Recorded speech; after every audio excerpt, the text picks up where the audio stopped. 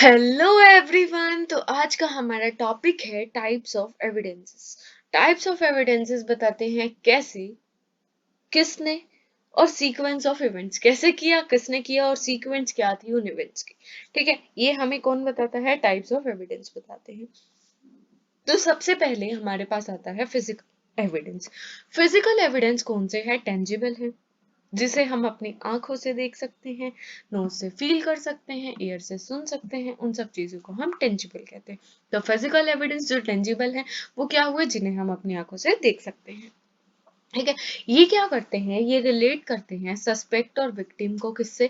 To the crime scene और evidence से। ठीक है, सस्पेक्ट या विक्टिम को किससे? क्राइम सीन और एविडेंस से रिलेट करने का काम है टेंजिबल एविडेंस का। अब ये क्या हो गए? ये हो गए मान लो हेयर स्ट्रैंड हो गया, उसके बाद ब्लड हो गया, सीमन हो गया, वो किसी भी फॉर्म में जो दिख रहा है वो हमारे पास फिजिकल एविडेंसेस हो गए।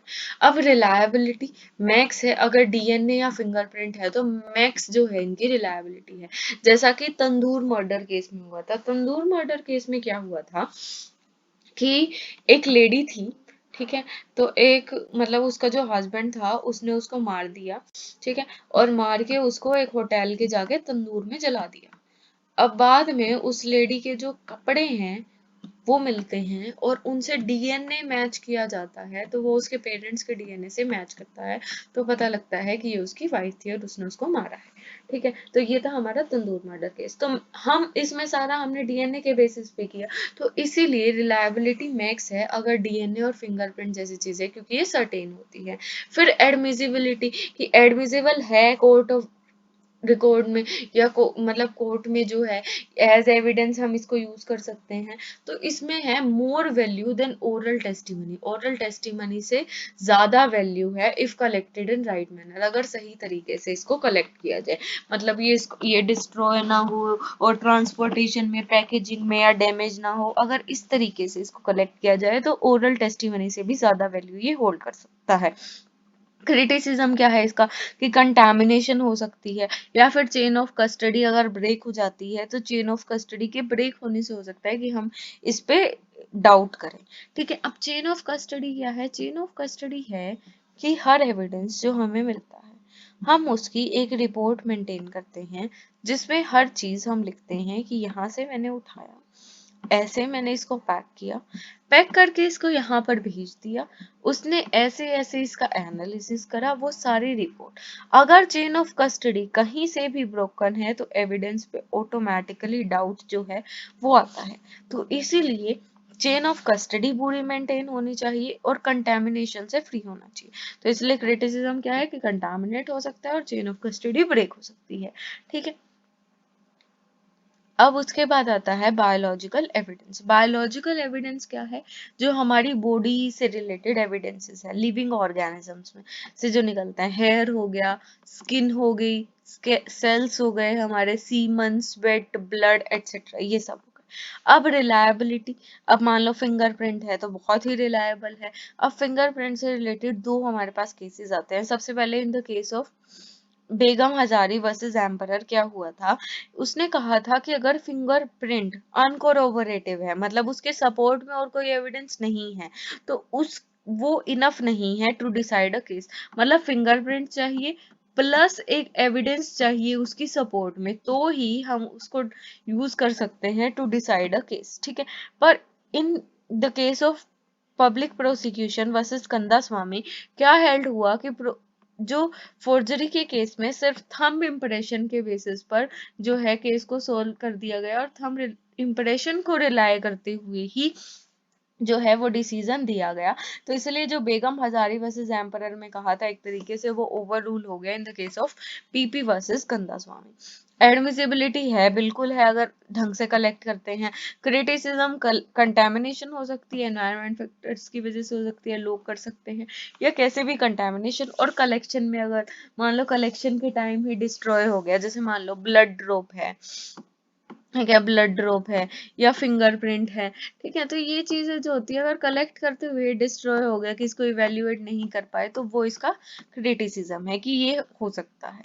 फिर आते हैं third, chemical evidences. Chemical evidences में हमारे आगे अल्कोहल होगी, टॉक्सिन्स हो गए, एक्सप्लोजिव्स हो गए, केमिकल्स हो गए, ठीक है। तो रिलायबिलिटी है अगर स्पेक्ट्रोमेट्री और क्रोमेटोग्राफी जो है ये टेस्ट है उनको जो है वो चेक करने के, तो अगर हम इन प्रोसेसेस को अप्लाई करते हैं तो हम, हाँ, ये जो है वो रिलायबल है रिजल्ट। एडमिसिबिलिटी, एडमिसिबल है अगर साइंटिफिक मेथड जो रिलाई किया गया है इसको डिसाइड करने में उसमें डोबर्ट स्टैंडर्ड टेस्ट लगाया गया है और जनरल अपीयरेंस के लिए फ्राइज टेस्ट लगाया हुआ है, तो हम इसको कोर्ट में क्या मानेंगे, एडमिसिबल मानेंगे। क्रिटिसिज्म कि अगर राइट मेथड यूज किया जाना चाहिए, गलत मेथड से क्या हो सकता है, डाउट हो सकती है इसकी रिलायबिलिटी और एडमिसिबिलिटी पे।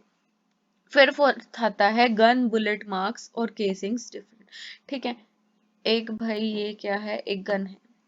अब गन के अंदर केसिंग्स होती हैं, उन केसिंग्स में तुमने ऐसा देखा होगा कि उसमें 6 बुलेट होती है, ठीक है। या फिर हमारे पास दिवाली में पटाखे आते हैं वो जो गन वाला, उसमें भी ऐसा ही सीन होता है, ये 6 होती है। तो ये जो केसिंग्स की शेप है ना, जो यहाँ पे जिसके अंदर वो बुलेट है उसकी शेप अलग होती है, और जब वो फायर करती है वो हीट अप होकर उसकी शेप ले लेती है केसिंग की, जहां से वो निकलती है, ठीक है। इसकी शेप वो जो बुलेट है वो ले लेती है। तो इसीलिए गन बुलेट के मार्क से और केसिंग से हम पता लगा सकते हैं कि वेपन कौन सा था, किसने शूट किया, मतलब वेपन कौन सा था, कौन सी टाइप की गन थी, ये सारी चीजें, ठीक है। तो उससे हमारी जो एक सर्च है वो लिमिटेड हो जाती है। रिलायबल है, एडमिसिबल है अगर करेक्ट टेक्निक से हम उसको जो है इवेल्युएट कर रहे हैं। तो क्रिटिसिज्म क्या है कि एक्सटर्नल, जैसे वियर और टीयर हो गया, तो एक्सटर्नल फैक्टर्स जो भी हैं, जैसे बहुत टाइम तक पड़ी रही उसके बाद हमें मिली तो वियर एंड टीयर हो गया, तो उससे जो है क्रेडिबिलिटी वो कम हो सकती है।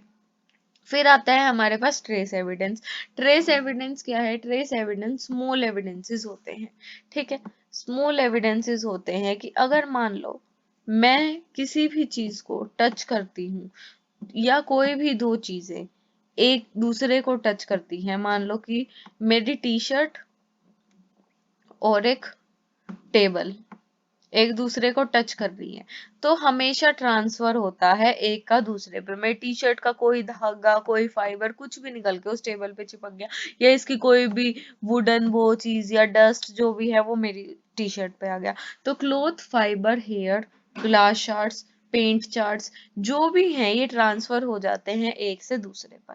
रिलायबिलिटी बहुत ज्यादा है पर बहुत ही फ्रेजाइल है, क्योंकि इससे तो साफ पता लग जाएगा कि मैं इस टेबल के पास थी, तो एक्यूज्ड का तो बहुत इजी हो जाता है कंफर्म करना कि हाँ ये वहां था या नहीं था। फिर एडमिसिबिलिटी, अगर right method of collection, preservation और ऑफ एनालिसिस है तो एडमिसिबल भी है। क्रिटिसिज्म बहुत ही रिलायबल है पर फ्रेजाइल भी बहुत ज्यादा है, बहुत जल्दी डिस्ट्रॉय हो सकता है। फिर हमारे पास आता है डिजिटल एविडेंस। डिजिटल एविडेंस क्या आ गया, कंप्यूटर हो गया, स्मार्टफोन हो गया, इलेक्ट्रॉनिक डिवाइसेस हो गए, image, database, search history, social media, सबसे हम पता कर सकते हैं, ये सारे हमारे डिजिटल एविडेंस है।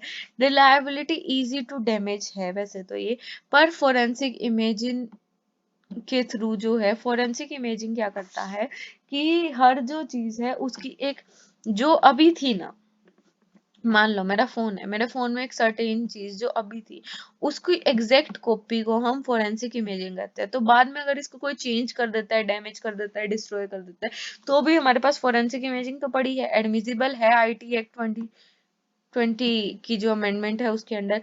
फिर क्रिटिसिज्म में क्या आता है कि प्रॉपर चेन ऑफ कस्टडी जो है वो इसमें मस्ट है। फिर चैलेंजेस क्या क्या, चेन ऑफ कस्टडी एक चैलेंज है कि भाई परफेक्ट होनी चाहिए। फिर साइंटिफिक वैलिडिटी भी, जो उसको एनालिसिस के लिए मेथड यूज करा है वो है या नहीं, फिर एक्सपर्ट की टेस्टिमनी थी या नहीं, ये सारे जो हैं ये इसमें चैलेंजेस आ जाते हैं। तो ये थी हमारी आज की वीडियो, ऐसे ही और वीडियोस के लिए बने रहिए, चैनल को लाइक कीजिए, सब्सक्राइब कीजिए। Thank you.